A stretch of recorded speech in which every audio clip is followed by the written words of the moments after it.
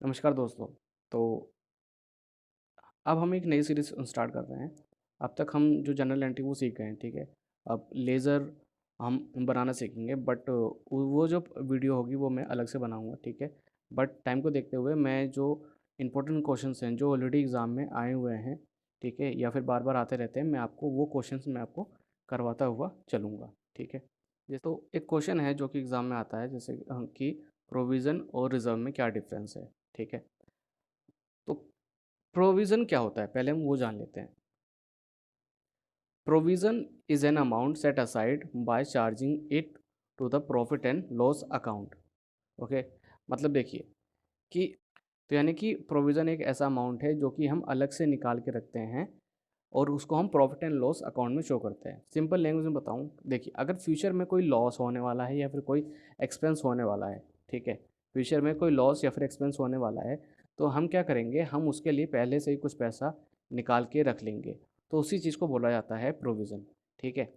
अब होता ये है कि अब हमें पता है कि वो फ्यूचर में होने वाला है, तो हमारी अकाउंटिंग का एक कॉन्सेप्ट है प्रूडेंस कॉन्सेप्ट, ठीक है? वो कॉन्सेप्ट ये कहता है कि फ्यूचर में होने वाले जितने भी लॉस या फिर एक्सपेंस हैं, उनको पहले से रिकॉर्ड कर लो। उनको पहले से रिकॉर्ड कर लो, मतलब कि मान लो कि वो खर्चा हो गया है, ठीक है? अब अगर फ्यूचर और इन केस अगर फ्यूचर में वो खर्चा नहीं हुआ तो फिर वो हमारा प्रॉफिट है, ठीक है? तो हम क्या करते हैं, फ्यूचर में होने वाले लॉस या फिर एक्सपेंस को हम पहले से ही हम एज्यूम कर लेते हैं, हम एस्टिमेट कर लेते हैं, ठीक है? और उसके लिए पैसा हम अलग से निकाल के रख देते हैं और उसको हम कहाँ दिखाएँगे? प्रॉफिट एंड लॉस अकाउंट में। अब ये प्रॉफिट एंड लॉस अकाउंट क्या है, ये मैं आपको अलग से एक वीडियो में मैं आपको समझाऊँगा।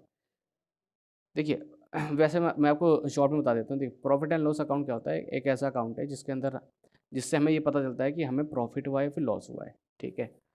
और अगर अगर एक नॉर्मल बिज़नेस की बात करें तो और अगर आपकी कोई कंपनी है, तो उस केस में हम प्रॉफिट एंड लॉस अकाउंट नहीं बोलते हैं, हम बोलते हैं statement of profit and loss, ठीक है? In case of company. तो प्रोविज़न क्या है? एक अमाउंट है जो कि हम अलग से निकाल के रख लेते हैं और उसको हम चार्ज करते हैं कहाँ पर? प्रॉफिट एंड लॉस अकाउंट में या फिर statement of profit and loss में, ठीक है? In case of company to provide for non liability, ठीक है? अ, ये हम निकाल के क्यों रखते हैं? क्योंकि कुछ लायबिलिटी, ठीक है? मतलब कुछ पैसा हो सकता है कि हमें फ्यूचर में पे करना हो, तो उसके लिए हम पहले से ही हम निकाल के रख लेते हैं। बट वो जो लायबिलिटी है वो एक्यूरेट नहीं होगी, मतलब हमें एग्ज़ैक्टली नहीं पता होगा कि फ्यूचर में हमें कितना लॉस, ठीक है? या फिर कितना एक्सपेंस होगा, ठीक? बट यहाँ पर हम क्या करेंगे, हम अपने हिसाब से हम एस्टिमेट करके वो पैसा हम निकाल के वो हम पहले से हम चार्ज कर लेते हैं, ठीक है? तो it is charged in the profit and loss account on the basis of best estimate, ठीक है? ध्यान रहे, देखिए बेस्ट एस्टीमेट मतलब कि हमें एग्ज़ैक्टली नहीं पता होता कि कितना खर्चा होगा या फिर कितना लॉस हमें होगा। तो ये जो प्रोविज़न का जो कॉन्सेप्ट है, ठीक है? ये हमारा चलता है अक्रूवल असम्पशन के बेस पे, अक्रूवल असम्पशन के बेस पे, ठीक है? अब अक्रूवल असम्पशन क्या होता है? बिज़नेस जो होते हैं वो अ, 3 बेसिस पे चल सकता है। पहला है कैश बेसिस, दूसरा है क्रेडिट बेसिस और तीसरा है अक्रूवल बेसिस। कैश में अगर देखिए, अगर आप कैश बेसिस पे अगर बिज़नेस कर रहे हैं, तो मतलब आप कैश में माल खरीद रहे हैं, कैश में ही बेच रहे हैं, उधार में कुछ नहीं है, ठीक है? और अगर आप क्रेडिट बेसिस पे अगर आप बिज़नेस कर रहे हैं, तो मतलब उधार में आप माल बेच रहे हो, उधार में आप खरीद रहे हो। और अगर आप अक्रूवल बेसिस अगर आप लेके चल रहे हो, तो मतलब आप कैश और क्रेडिट दोनों लेके चल रहे हो, ठीक है? आप कैश प्लस क्रेडिट, जो कि आम तौर पे आजकल लोग बिज़नेस करते हैं। मतलब कुछ माल वो लोग कैश में खरीदते हैं, ठीक है? और कुछ और कुछ उधार पे खरीदते हैं और कुछ माल वो क्या कहते हैं वो कैश में बेचते हैं और कुछ माल वो उधार पे बेचते हैं, ठीक है? तो इसी चीज़ को बोलते हैं अक्रूवल असम्पशन। तो जो हमारा प्रोविज़न है वो भी अक्रूवल असम्पशन के बेस पे चलता है, ठीक है? तो it means all liabilities, losses and expenses whether determined or not, मतलब जितनी भी हमारी लायबिलिटीज़ हैं, ठीक है? और जितने भी हमारे एक्सपेंस हैं और जितने भी हमारे खर्चे हैं, ठीक है? लायबिलिटी या फिर जो हमारे लॉस हैं या फिर जो एक्सपेंस हैं, ठीक है? चाहे हमको पता हो चाहे ना पता हो, चाहे हमको पता हो चाहे ना पता हो, लेकिन हम अपने हिसाब से एस्टिमेट करके उसको हम अपनी बुक्स ऑफ अकाउंट में शो कर देते हैं, ठीक है? ताकि हम ताकि हम अपना प्रॉफिट एग्जैक्टली सही अमाउंट तक हम निकाल सकें। ठीक है, तो ये तो हो गया प्रोविज़न की डेफिनेशन। ठीक है, अ, आप देखिए एग्ज़ाम में अगर आपको बोला जाता है कि डिफाइन प्रोविज़न, तो आप इतना लिख सकते हो। ठीक है, इतना आप लिख सकते हो, डिफाइन प्रोविज़न। अगर 3 नंबर का है तो, सिर्फ़ प्रोविज़न पूछा है तो उसने, तो 3 नंबर में आप इतना। अगर 6 नंबर का है तो यहाँ से लेके यहाँ तक, क्योंकि देखिए ये इसमें क्या बोला गया है कि प्रोविज़न का कॉन्सेप्ट कहाँ अप्लाई होता है, कैसे अप्लाई होता है, तो उसके बारे में है। ठीक है, तो अब हम बात करते हैं कि जो रिज़र्व है वो रिज़र्व क्या होता है। ठीक है, तो रिज़र्व में देखिए जैसे कि प्रोविज़न था हमारा, ठीक है, इसमें हम क्या करते थे, पैसा निकाल के रखते थे किस लिए, ताकि फ्यूचर में होने वाली जो हमारी लायबिलिटीज़ हैं, लॉसेज़ और एक्सपेंस हैं, उनको मीट कर सकें। ठीक है, बट रिज़र्व में ऐसा नहीं होता। रिज़र्व में हम पैसा सेट असाइड करके इसलिए नहीं रखते कि हम फ्यूचर में अपनी लायबिलिटीज़ को हम पे कर सकें या फिर लॉसेस को पे कर सकें। ठीक है, रिज़र्व जो है रिज़र्व का पैसा हम इसलिए सेट असाइड करके रखते हैं, मतलब अलग से निकाल के रखते हैं, ताकि हम ताकि नॉन और अननोन जो कंटिंजेंसी है, ठीक है, देखिए कुछ कुछ चीज़ें ऐसी होती हैं जो कि जो सडनली हो जाती हैं। ठीक है, तो उस केस में अगर हमें अगर हमारा अगर हमें पैसे की ज़रूरत है, ठीक है, तो हम क्या करेंगे, ये तो वो हैं जिनका हम अंदाज़ा लगा सकते हैं कि भाई इतना लॉस या एक्सपेंस हो सकता है। ठीक है, लेकिन अगर मान लीजिए कि हमारा माल जा रहा था ऑस्ट्रेलिया वगैरह जा रहा था, ठीक है, बट बीच रास्ते में क्या हुआ कि हमारा जो माल था वो चोरी हो गया। ठीक है, या फिर बाढ़ वगैरह आ गई, तो वो क्या है, वो कंटिंजेंसी है। ठीक है, वो हमें पता नहीं कि हाँ, कि आ सकता था या फिर नहीं। तो इन्हीं कंडीशंस के लिए हम अपना पैसा अलग से निकाल के रखते हैं, जिसे हम बोलते हैं रिज़र्व। यहाँ पे हम एस्टिमेट करते हैं, बट यहाँ पे तो हम एस्टिमेट कर ही नहीं सकते हैं। ठीक है, तो reserves are not set aside to meet a liability. और डेप्रिसिएशन, डेप्रिसिएशन क्या होता है, देखिए डेप्रिसिएशन मतलब कि असेट की वैल्यू में कमी आना। फॉर एग्जांपल अगर आप कोई चीज़ दुकान पे आप जाते हैं, आप खरीदते हैं, तो मान लेते हैं टीवी, आपने टीवी खरीदा। ठीक है, तो जैसे ही आप उसको शोरूम से बाहर लेकर आएंगे, तो क्या होगा, उसकी मार्केट वैल्यू कम हो जाएगी। आपने अगर उसको 70,000 रुपये का ख़रीदा था, तो जैसे ही वो दुकान से बाहर आ जाएगा, उसकी वैल्यू 70,000 नहीं रह जाएगी, कम हो जाएगी। ठीक है, तो यानी उसकी वैल्यू कम हो गई। तो जितनी वैल्यू कम हुई है उसी को हम बोलेंगे डेप्रिसिएशन। ठीक है, तो reserve are not set aside to meet a liability. तो रिजर्व जो है, हम इस रिजर्व जो है इसलिए हम अलग से निकाल के नहीं रखते कि हम फ्यूचर की अपनी लायबिलिटी पे कर सकें, या फिर जो भी असेट में हमारी वैल्यू जो भी असेट की हमारी वैल्यू जो कम हुई है, उसको हम मीट कर सकें। बट हम पैसा इसलिए सेट असाइड करके रखते हैं ताकि हम नॉन या फिर अननोन जो कंटिजेंसी है, मतलब कि फ्यूचर में जो भी हमारे नॉन या फिर अननोन कंटिजेंसी, यानी इमरजेंसी आ गई कुछ, ठीक है, उस केस में हमें पैसे की ज़रूरत है, तो उस केस के लिए हम अपना पैसा अलग से निकाल के रखते हैं। तो reserves are the amount set aside out of profits. तो रिजर्व का जो पैसा है, देखिए अब पैसा हम निकाल के रखेंगे, लेकिन कहाँ से निकाल के रखेंगे रिजर्व के केस में, तो ये हम प्रॉफिट में से निकाल सकते हैं, मतलब प्रॉफिट हुआ तो उसमें से थोड़ा सा पैसा निकाल के हम अ, जो रिज़र्व है उसमें रख देते हैं।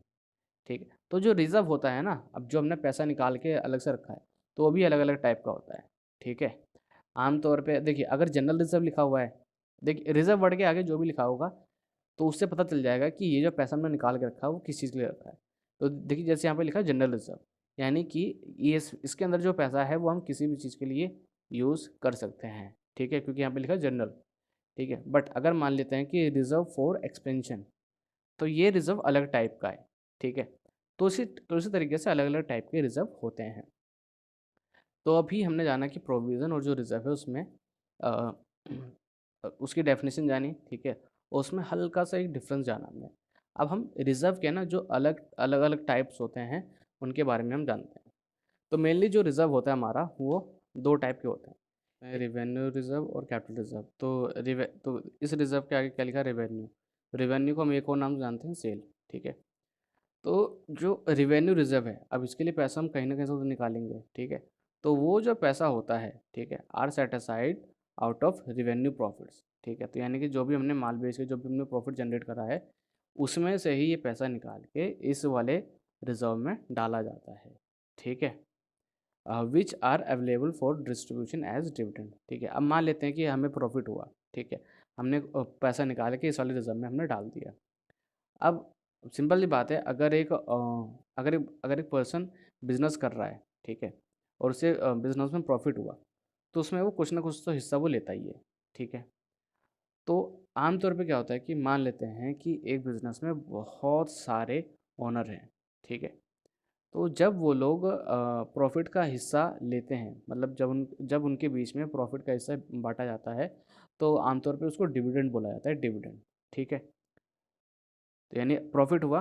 अब प्रॉफिट मान लेते हैं 1 लाख रुपए का हुआ। ठीक है, 1 लाख रुपए का प्रॉफिट हुआ।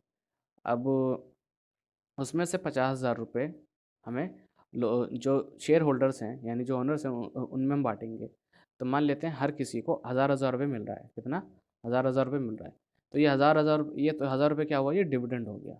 ठीक है, तो revenue reserve are set aside out of revenue profit which are available for distribution as dividend. ठीक है, अब आगे। अब जो रेवेन्यू रिजर्व होता है उसको हम क्लासिफाइड कर सकते हैं दो दो रिजर्व में, जनरल रिजर्व और स्पेसिफिक रिजर्व। तो जो हमारा जनरल रिजर्व होता है, ठीक है, अब देखिए रिजर्व के आगे क्या लिखा है? जनरल। ठीक है, तो सिंपल सी बात है कि ये जो अमाउंट है वो देखिए, अगर हमने जनरल रिजर्व बनाया है तो वो आमतौर पे हम जो हमें प्रॉफिट हो हम उसमें से बनाएंगे।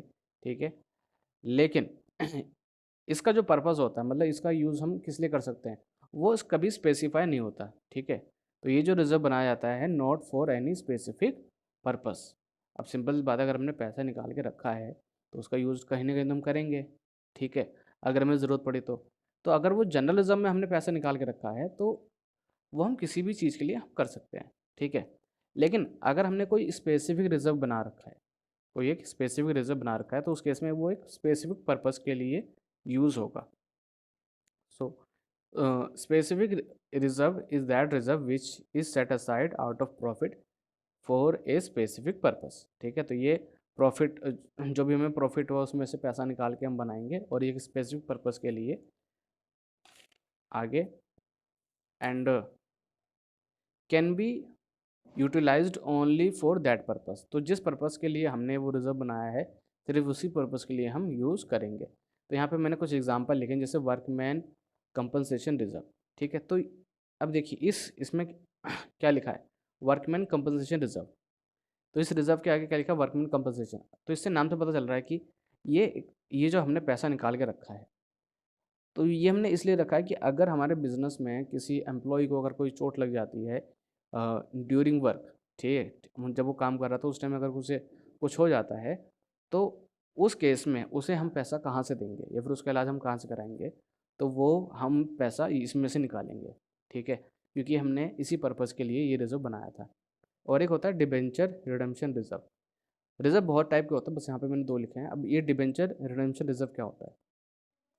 डिबेंचर ना एक तरीके का डॉक्यूमेंट होता है। देखिए, अब सपोज दैट मान लेते हैं कि बिज़नेस को पैसे की ज़रूरत है। अब बिज़नेस क्या कर रहा है? बिज़नेस उधार ले रहा है आम जनता से, बैंक से नहीं, आम जनता से। तो वो क्या करेगा?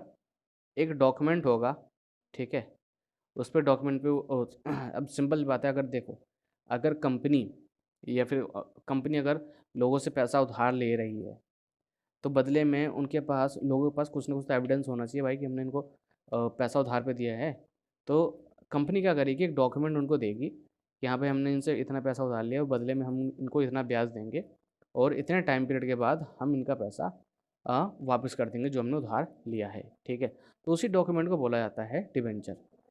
तो जब ये डिबेंचर, ठीक है, जब ये डिबेंचर आम जनता से वापस लिया जाएगा और उनको पैसा उनको वापस दिया जाएगा, तो उसी चीज़ को बोलते हैं डिबेंचर रिडम्पशन, यानी डिबेंचर हो रहे हैं रिडीम। यानी अब पहले कंपनी ने क्या करा था? पैसा लिया और डिबेंचर दिया। अब पैसा देने की बारी आ गई है तो डिबेंचर वापस लेगी और पैसा उनको वापस देगी। तो उसी चीज़ को बोलते हैं डिबेंचर को रिडीम करना, डिबेंचर को रिडीम करना। तो जब हम डिबेंचर को रिडीम करेंगे तो उस टाइम पे हमें पैसा देना पड़ेगा। तो उस टाइम के लिए हमने क्या करा? एक रिज़र्व बना लिया, उसमें हमने पैसा डालना शुरू कर दिया कि जब हम डिबेंचर को रिडीम करेंगे तो उस टाइम पे हम पैसा इसमें से निकाल के देंगे। ठीक है, तो ये तो हमने जाना रेवेन्यू रिज़र्व के बारे में। कि रेवेन्यू रिजर्व जो होते हैं वो दो टाइप के होते हैं, एक जनरल रिजर्व और एक स्पेसिफिक रिजर्व। ठीक है, जनरल रिजर्व और स्पेसिफिक रिजर्व। अब कैपिटल रिजर्व क्या होता है? तो capital reserve are set aside out of capital profit, ध्यान रहे।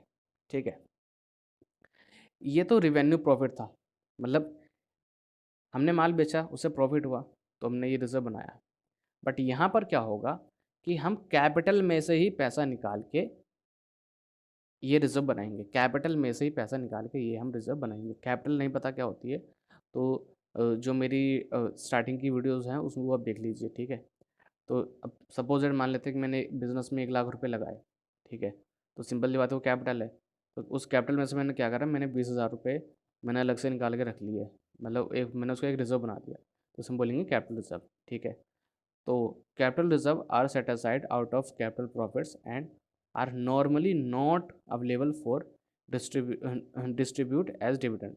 मतलब अभी जो हमने रिजर्व बनाया है, ठीक है, अब इसमें पैसा है, तो उस पैसे को हम डिविडेंड देने के लिए यूज़ नहीं कर सकते। मतलब ऑनर जो बिज़नेस के जितने भी ऑनर्स हैं उनको हम प्रॉफिट का हिस्सा देने के लिए यूज़ हम नहीं कर सकते हैं। इस ये जो रिज़र्व है ये कुछ इमरजेंसी के केसेस में ही यूज़ होता है। ठीक है, फॉर एग्ज़ाम्पल देखिए मान लेते हैं हाँ, अब आमतौर पे जो कंपनीज़ होती हैं, ठीक है, तो वो अपने शेयर इश्यू करती हैं और बदले में पैसे लेती हैं। फॉर एग्ज़ाम्पल मान लेते हैं कि एक कंपनी है, उसके एक शेयर की कीमत है 1,000 रुपये। ठीक है, लेकिन वो बेच रही है 1500 का। कीमत है 1,000 रुपये लेकिन बेच रही है 1500। ठीक है, क्यों? क्योंकि उसका ये मानना है कि उनकी मार्केट में अच्छी गुडविल है। ठीक है, तो अब वो जो 500 रुपये है जो वो एक्स्ट्रा चार्ज कर रहे हैं, वो वो क्या करेंगे, वो कैपिटल रिजर्व में डाल देंगे। किस में डाल देंगे? Capital reserve. तो उस चीज़ को बोला जाता है premium on issue of shares. Premium on issue of shares, और हो सकता है डिवेंचर पे भी आपने प्रीमियम लिया हो। ठीक है, बाय द वे ये इतना इंपॉर्टेंट नहीं है, बट आपको इतना पता होना चाहिए कि कैपिटल रिजर्व जो है वो बनाया जाता है कैपिटल प्रॉफिट में से। ठीक है, और ये अवेलेबल नहीं होता है टू डिस्ट्रीब्यूट एज डिविडेंड। ठीक है, जैसे यहाँ पे हम डिविडेंड के तौर पे इसको हम यूज़ कर डिविडेंड देने के लिए हम यूज़ कर सकते थे, बट इसको हम नहीं कर सकते। अब अभी तक तो हमने कहते हैं प्रोविज़न और जो रिज़र्व था, ठीक है, उसके बारे में हमने जाना। ठीक है, अगर मान लेते हैं कि उसमें डिफरेंस करने के लिए आ जाए तो उसको आप कैसे लिख सकते हैं? देखिए, एक तरीका तो ये है कि एक क्वेश्चन तो ये आता है कि टाइप्स ऑफ रिज़र्व, तो इसलिए मैंने ये आपको मैंने टाइप्स ऑफ रिज़र्व मैंने पढ़ाया। ठीक है, करीब 6 नंबर का आ जाता है। ठीक है, अकेला क्वेश्चन। और कई बार वो बोल देगा कि what are the difference between reserve and provision and and also explain types of reserve. तो इसलिए मैंने डिफरेंस के लिए मैंने अलग से क्वेश्चन लिख रखा है। ठीक है, क्योंकि इस तरीके से आपको अच्छे से याद हो जाएगा। जैसे रिजर्व और प्रोविज़न का क्या नेचर होता है। ठीक है, आपको बेसिस याद रखना है। बेसिस याद है तो ये दोनों तो ये अपने आप याद हो जाएंगे। ठीक है, तो रिजर्व का जो नेचर होता है, ठीक है, एप्रोप्रिएशन ऑफ प्रॉफिट। ठीक है, मतलब रिजर्व को हम आमतौर पे बांट सकते हैं। ठीक है, रिजर्व को आमतौर पे हम बांट सकते हैं किसमें, जो ओनर है उनके बीच में। ठीक है, बट जो प्रोविज़न होता है वो एक तरीके का खर्चा होता है। ठीक है, वो एक तरीके का खर्चा होता है। ये प्रॉफिट का हिस्सा होता है रिजर्व, बट प्रोविज़न जो होता है वो खर्चा होता है। ठीक है, it is a charge against profit. मतलब देखिए, आपने बिजनेस शुरू करा, ठीक है, और आपने माल खरीदा। अब माल आप अब लेकर आए फैक्ट्री तक, तो अब आप ये बताइए कि जो आप माल फैक्ट्री तक लेकर आए हो तो उसके लिए आपने ट्रक वगैरह करा होगा। तो क्या आप ट्रक वाले को ये बोलोगे कि भैया कि जब मुझे प्रॉफिट होगा तब मैं आपको पैसा दूंगा? नहीं ना, आप उसको उसी वक्त दोगे पैसा, चाहे आपको प्रॉफिट हो चाहे ना हो। तो प्रोविज़न भी उसी तरीके का है। ठीक है, प्रोविज़न क्या है, उसी तरीके का। तो ऐसे जो खर्चे होते हैं, मतलब जो कंपलसरी है, आपको पे करने पड़ेंगे, चाहे प्रॉफिट तुमको हो चाहे ना हो, तो उसी में बोलते हैं it is a charge against profit. मतलब सिंपल लैंग्वेज क्या बोलें, चार्ज अगेंस्ट प्रॉफिट। अब जैसे अकाउंटेंट है, अकाउंटेंट की सैलरी, अब आप उसे ये थोड़ा ना बोलेंगे कि भैया मुझे प्रॉफिट तो हुआ ही नहीं है, मैं आपको सैलरी क्यों दूँ? ठीक है, तो वो तो आपको देनी पड़ेगी, तो इसीलिए उससे हम क्या बोलेंगे, चार्ज अगेंस्ट प्रॉफिट। अब रिजर्व का क्या पर्पस होता है, रिजर्व हम क्यों बनाते हैं, उसका पर्पस क्या होता है। तो रिजर्व हम इसलिए बनाते हैं ताकि हमारी जो फाइनेंशियल पोजीशन है, ठीक है, यानी बिजनेस की जो फाइनेंशियल पोजीशन है वो स्ट्रॉन्ग रहे। फाइनेंशियल पोजीशन का मतलब क्या है कि लायबिलिटीज़ कम से कम हो और एसेट ज़्यादा से ज़्यादा हो, लायबिलिटीज़ कम से कम हो और एसेट ज़्यादा से ज़्यादा हो, ठीक है। तो फाइनेंशियल पोजीशन जब भी आपसे कोई पूछे, फाइनेंशियल पोजीशन, ठीक है, फाइनेंशियल पोजीशन, तो इसमें आमतौर पे असेट एंड लायबिलिटी के बारे में हम बात करते हैं। लायबिलिटी, फाइनेंशियल पोजीशन तभी स्ट्रॉन्ग होगी किसी की जब लायबिलिटी कम हो और असेट ज़्यादा हो। यानी कि ऐसे समझिए कि आपने उधार कम लिया है, ठीक है, और आपके पास कैश ज़्यादा है या फिर आपको कैश लेना है, ठीक है, मतलब ये चीज़ ज़्यादा हो और ये कम हो, तभी तो आप बोलोगे कि हाँ कि आपकी फाइनेंशियल पोजीशन स्ट्रॉन्ग है। अब आपको एक 1 लाख रुपए देना है, ठीक है, और आपको और आपके पास जो कैश है वो है 50,000, तो आप कैसे कर सकते हो कि आपकी फाइनेंशियल पोजीशन स्ट्रॉन्ग है, नहीं ना।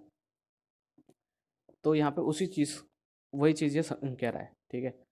तो रिज़र्व बनाने का जो पर्पस होता है वो ये होता है कि हम अपनी जो फाइनेंशियल पोजीशन है उसको स्ट्रॉन्ग करना चाहते हैं और फ्यूचर में जो अनफोर्सीन लायबिलिटीज़ हैं और जो लॉसेस हैं उनको हम झेल सकें, ठीक है। तो रिज़र्व हम इसलिए बनाते हैं ताकि फ्यूचर में कोई जो लायबिलिटी या फिर कोई लॉस एक सडनली हमारे सामने आ जाए, ठीक है, तो हम उसको अपने रिज़र्व में जो हमने पैसा रखा है हम उसकी मदद से हम उसको मीट कर सकते हैं, ठीक है।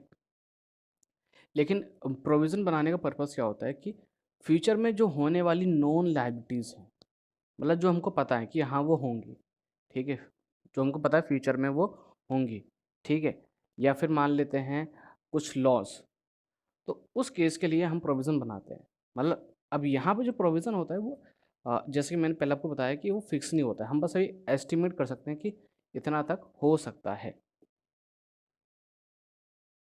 ठीक है। अब नेक्स्ट क्वेश्चन आता है इन्वेस्टमेंट का। क्या रिज़र्व का पैसा हम किसी आउटसाइड बिजनेस में इन्वेस्ट कर सकते हैं, तो आंसर है yes, it may be invested outside the business. लेकिन प्रोविज़न का जो पैसा होता है वो हम इन्वेस्ट नहीं करते हैं, ध्यान रहे, हम प्रोविज़न का पैसा इन्वेस्ट नहीं करते हैं। ये पैसा हमने इसलिए निकाल के रखा है क्योंकि फ्यूचर में होने वाली जो नॉन लायबिलिटीज़ हैं उनको हम मीट करें, बट इसको हम इन्वेस्ट कर सकते हैं। अब क्या रिज़र्व बनाना कंपलसरी है, तो it is created out of profit as a matter of prudence and due to legal requirements, ठीक है। तो जो रिज़र्व है वो बनाया जाता है प्रॉफिट में से, ठीक है, और ये हम इसलिए बनाते हैं क्योंकि हमारे अकाउंटिंग का एक कॉन्सेप्ट होता है जिसे हम बोलते हैं प्रूडेंस कॉन्सेप्ट, कि फ्यूचर में होने वाले जितने भी लॉसेस वगैरह हैं उनको मीट करने के लिए आप पहले से ही कहते हैं या तो आप एंट्री कर लो या तो उसके लिए आप पैसा बचा के रख लो, ठीक है। तो हम ये कह सकते हैं कि ये ज़रूरी तो नहीं है, ठीक है, मतलब रिज़र्व ज़रूरी नहीं है बनाना, लेकिन रिज़र्व में कैपिटल रिज़र्व बनाना कंपलसरी है, ठीक है, कैपिटल रिज़र्व बनाना कंपलसरी है। बट अगर हम बात करें प्रोविज़न की, तो ये हमको बनाना ही बनाना पड़ता है, it is made because of accounting principle, ठीक है। तो अकाउंटिंग प्रिंसिपल कहता है अब कौन सा अकाउंटिंग प्रिंसिपल, प्रूडेंस प्रिंसिपल, ठीक है, तो उसकी वजह से हमको ये बनाना ही पड़ता है। बट ये हमको कुछ रिज़र्व हैं जो हमें बनाने पड़ते हैं, बट कुछ रिज़र्व ऐसे ऐसे होते हैं जो हमको बनाने की ज़रूरत नहीं है। अब ये जो पैसा है, ठीक है, रिज़र्व वाला जो पैसा है और जो प्रोविज़न वाला पैसा है, ठीक है, ये कहाँ पे शो होता है, तो जो रिज़र्व है वो शो होता है हमारी बैलेंस शीट में, ठीक है, रिज़र्व जो है वो हमारा शो होता है बैलेंस शीट में, कहाँ पर, under the head reserve and surplus, और जो प्रोविज़न है, ठीक है, और जो प्रोविज़न है वो शो होता है under the head of current liabilities, ठीक है।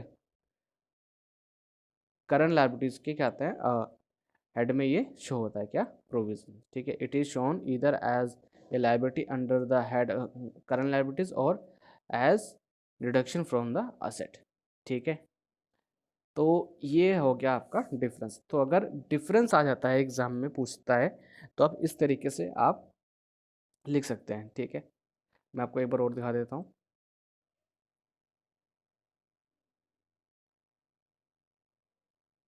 ठीक, तो यहाँ पे हमने मैं कह सकता हूँ कि रिज़र्व और जो प्रोविज़न है उससे रिलेटेड जितने भी टाइप के क्वेश्चन आते हैं वो मैंने कवर कर दिया है, ठीक है।